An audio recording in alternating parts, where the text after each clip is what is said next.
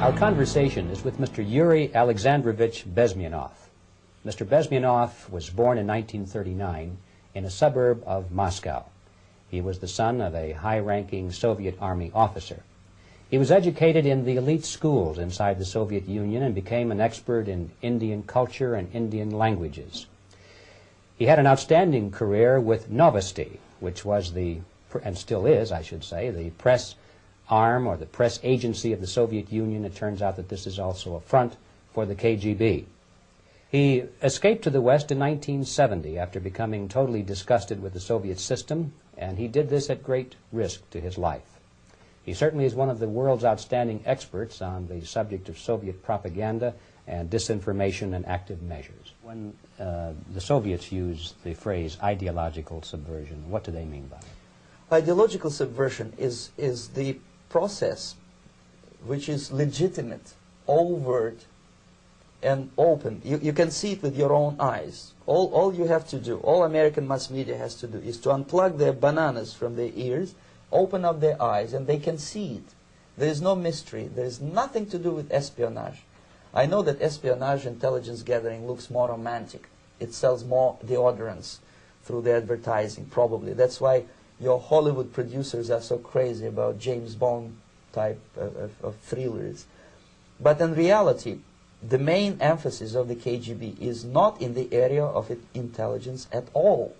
According to my opinion and opinion of many defectors of my caliber, only about 15% of time, money, and manpower is spent on espionage as such. The other 85% is a slow process which we call either ideological subversion or active measures, активные мероприятия in the language of the KGB, or psychological warfare.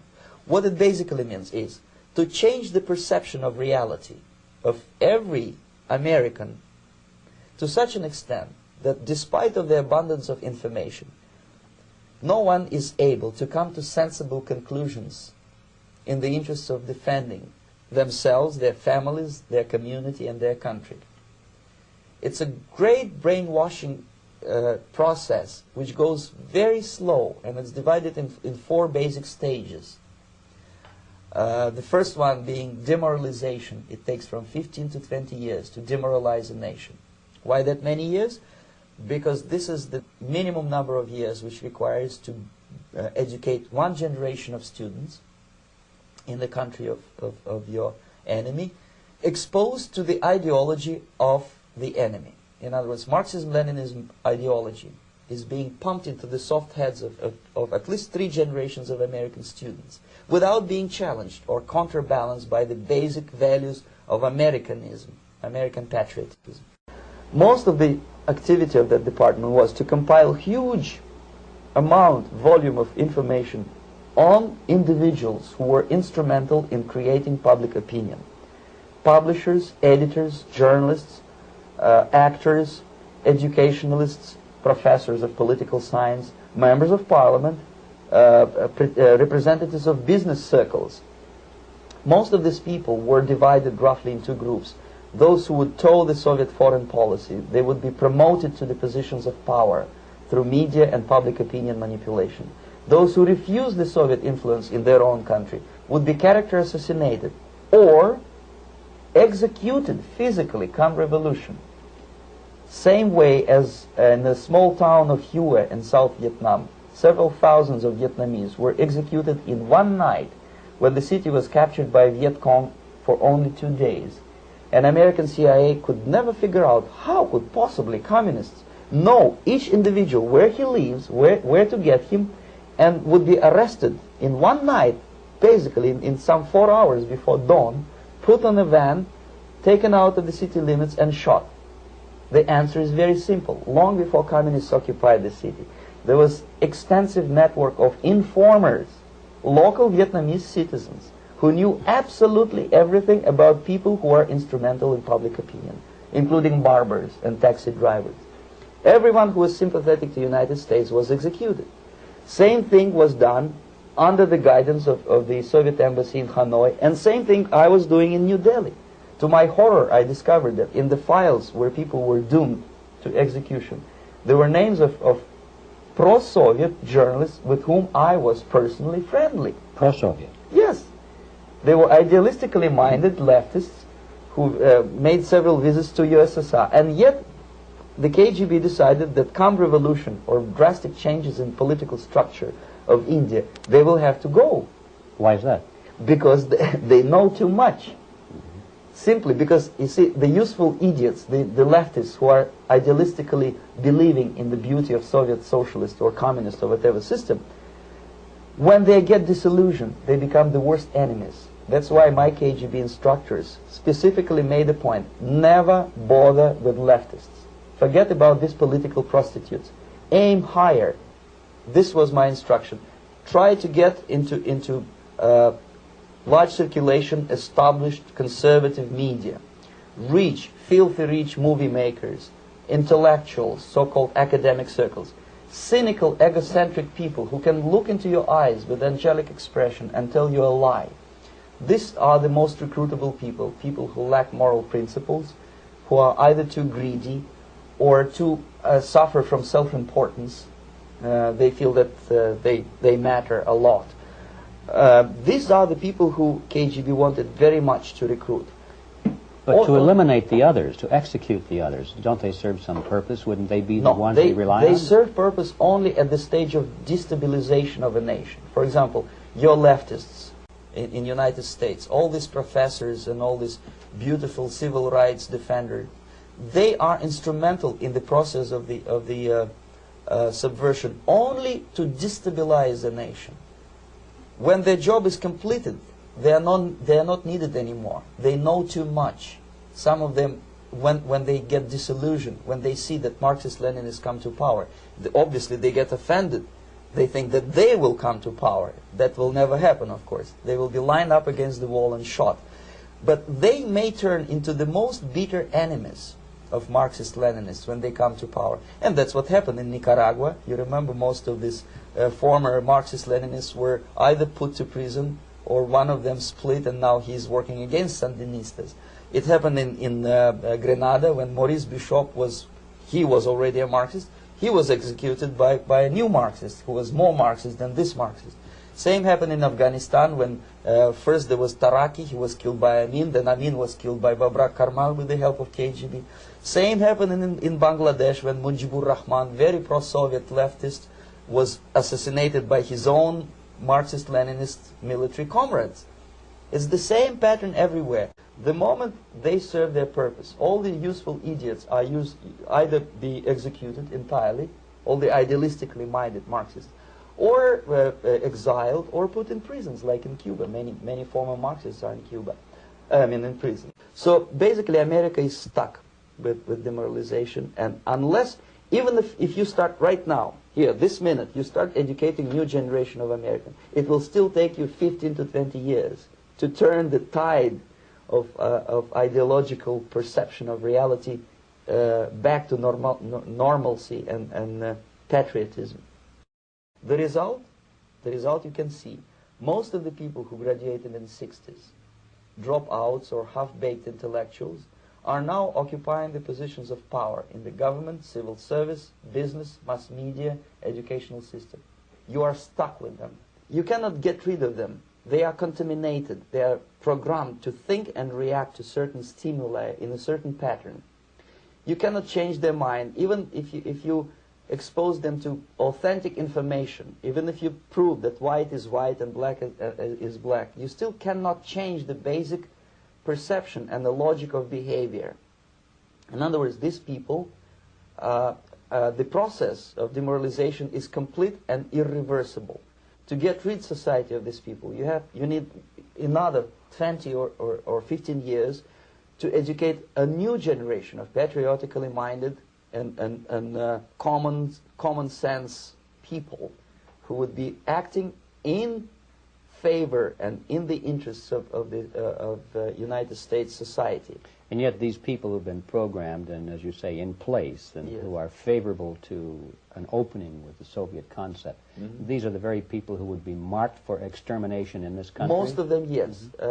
Simply because the psychological shock when they will see in future what the beautiful society of equality and social justice means in practice, obviously they will revolt. They will be very unhappy, frustrated people. And the Marxist-Leninist regime does not tolerate these people. Obviously they will join the links of dissenters, dissidents. Unlike in present United States, there will be no place for dissent in future Marxist-Leninist America. Here you can get popular like Daniel Ellsberg and filthy rich like Jane Fonda for being dissident, for criticizing your Pentagon. In future, these people will be simply squashed like cockroaches. Nobody is going to pay them nothing for their beautiful, noble ideas of equality. This they don't understand, and it will be greatest shock for them, of course. The demoralization process in the United States is basically completed already. For the last 25 years. Actually, it's overfulfilled, because demoralization now reaches such areas where previously not even Comrade Andropov and all his experts would even dream of such a tremendous success. Most of it is done by Americans to Americans, thanks to lack of moral standards. As I mentioned before, exposure to true information does not matter anymore. A person who was demoralized is unable to assess true information. The facts tell nothing to him.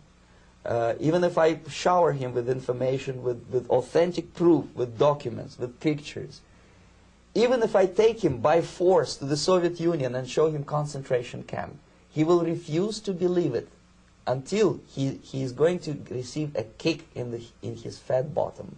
When a military boot crashes his, then he will understand, but not before that. That's the tragic of the situation of demoralization. So the next stage is destabilization. This time, subverter does not care about your ideas and the patterns of your consumption. Whether you eat junk food and get fat and flabby, it doesn't matter anymore. This time, and it takes only from 2 to 5 years to destabilize a nation, what matters is essentials: economy, foreign relations, defense systems. And you can see it quite clearly that in some areas, in such sensitive areas as defense and economy, the influence of Marxist-Leninist ideas in the United States is absolutely fantastic. I could never believe it 14 years ago when I landed in this part of the world that the process will go that fast. The next stage, of course, is crisis. It may take only up to 6 weeks to bring a country to the verge of crisis. You can see it in Central America now. And after crisis, with a violent change of power, structure, and economy, you have so-called the period of normalization. It may last indefinitely. Normalization is a cynical expression borrowed from Soviet propaganda. When the Soviet tanks moved into Czechoslovakia in '68, Comrade Brezhnev said, "Now the situation in brotherly Czechoslovakia is normalized."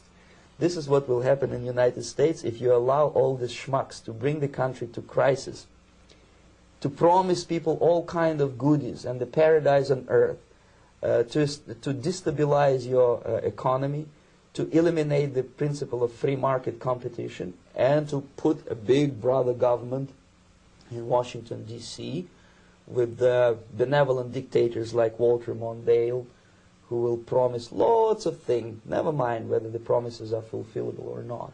He will go to Moscow to kiss the bottoms of new generation of Soviet assassins, never mind. He will create false illusions that the situation is under control. Situation is not under control. Situation is disgustingly out of control.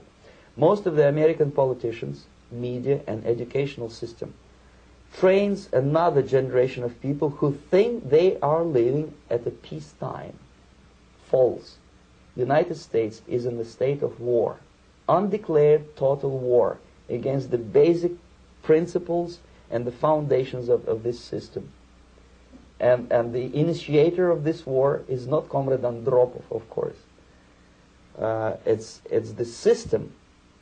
However ridiculous it may sound, the world communist system or the world communist conspiracy, whether I scare some people or not, I don't give a hoot.